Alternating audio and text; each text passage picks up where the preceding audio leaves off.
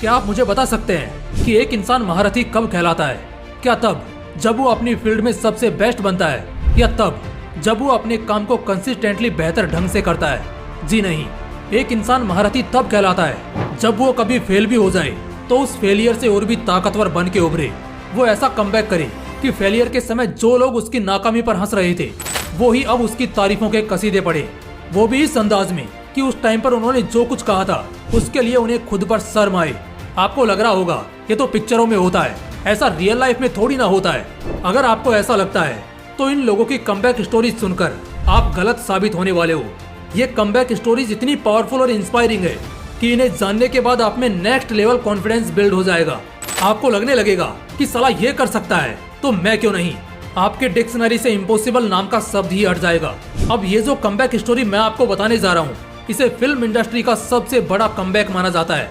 ये कमबैक इतना तूफानी था कि जब भी कोई व्यक्ति कमबैक करता है तो उसके कमबैक के लिए कमबैक शब्द की जगह इनके नाम का इस्तेमाल किया जाता है।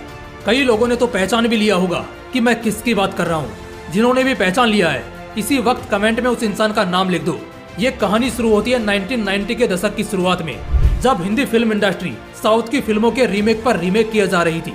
आज जिस तरह की स्थिति बनी हुई है कुछ उसी तरह की स्थिति बनी हुई थी, और उसी वक्त एंट्री होती है एक ऐसे हीरो की जो अपनी कंटेंट ओरिएंटेड फिल्में और एक्टिंग की बदौलत ऐसी ऐसी फिल्में देता है जो ऑल टाइम ब्लॉकबस्टर बन जाती हैं। जिस तरह हर साल टाइटैनिक की एनिवर्सरी पर टाइटैनिक रिलीज की जाती है ना, उसी तरह इन महाशय की फिल्म भी हर एनिवर्सरी पर रिलीज की जाती है, और वो भी एक या दो नहीं, कई सारी फिल्में।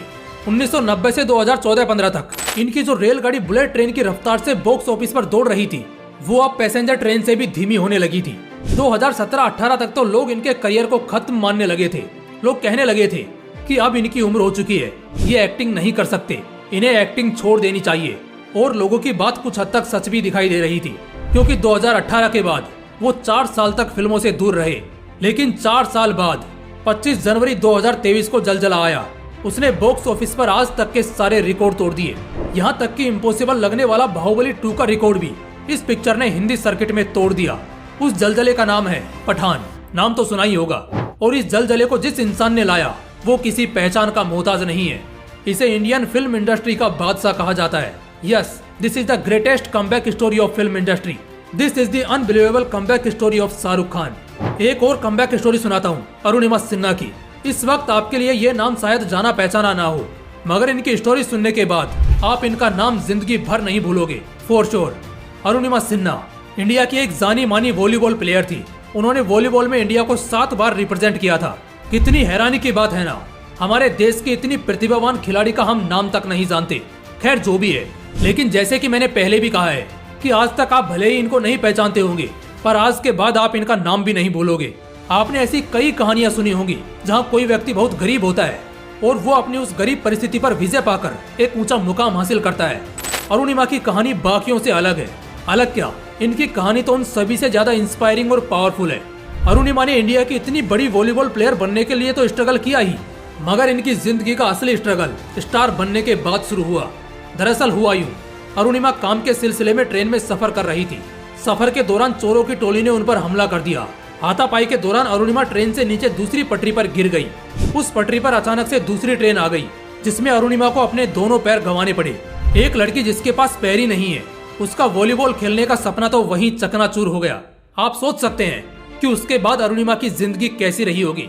मैं गारंटी के साथ कह सकता हूँ, आगे की कहानी सुनकर आपके रोंगटे खड़े होने वाले हैं। पता है पैर गंवाने के बाद अरुणिमा ने क्या कारनामा किया? उन्होंने ऐसी स्थिति में भी दुनिया के सबसे ऊंचे माउंटेन माउंट एवरेस्ट की चढ़ाई की, और विकलांग हो गए यह कारनामा करने वाली वो पहली लेडी बनी। यही नहीं, इसके बाद अरुणिमा ने दुनिया के 7 महाद्वीपों के सबसे ऊंचे पर्वतों की चढ़ाई की। इसके साथ उन्होंने कई सारे रिकॉर्ड तो बनाए ही, लेकिन इन कारनामों से उन्होंने अपना नाम दुनिया के सबसे बेहतरीन माउंटेनियर्स की सूची में भी दायर करवा दिया। इस अनबिलीवेबल कारनामे के लिए अरुणिमा को भारत के 4थे सबसे बड़े सिविलियन अवार्ड पद्म श्री से भी नवाजा गया।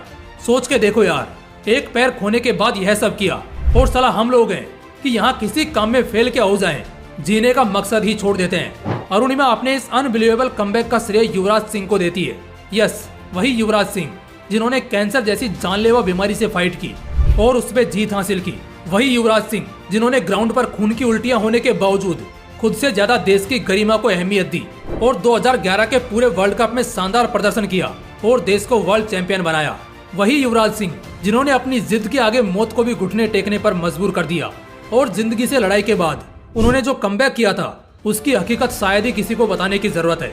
2017 में उनकी धोनी के साथ खेली गई उस तूफानी पारी को कौन भूल सकता है। आज भी युवराज सिंह की गिनती क्रिकेटिंग हिस्ट्री के सबसे धाकड़ बल्लेबाजों में की जाती है। आज युवराज सिंह करोड़ों लोगों के इंस्पिरेशन है, इंक्लूडिंग मी। दोस्तों, कहते हैं कि कई जन्म पुण्य करने के बाद इस इंसानी रूप में जन्म लेने का नसीब प्राप्त होता है, लेकिन जितनी मेहनत, जितने पुण्य करके इस इंसानी रूप में जन्म लेने का हमें नसीब प्राप्त होता है, उतनी ही लापरवाही से हम इस प्रीसियस ह्यूमन लाइफ को जाया कर देते हैं। बात तो तब और बिगड़ जाती है जब हम अपने आप को असहाय महसूस करते हैं। लगता है कि अब हमसे कुछ नहीं हो पाएगा।